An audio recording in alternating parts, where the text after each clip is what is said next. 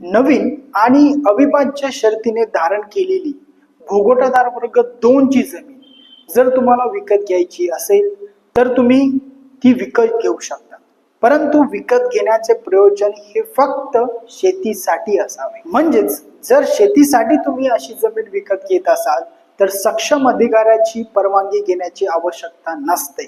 मात्र अशा जमिनीच्या विक्रीनंतरही भोगोटादार वर्ग 2 नवीन किंवा अविभाज्य शर्तीचा हा शेरा कायम राहतो, ही बाब लक्षात घ्या। परंतु येथे जर तुम्हाला नवीन आणि अविभाज्य शर्तीचा शेरा जर कमी करायचा असेल तर मात्र येथे शासनाला तसा नजराणा भरावा लागतो, म्हणजेच शासनाकडे परवानगीसाठी तसा अर्ज करायचा असतो।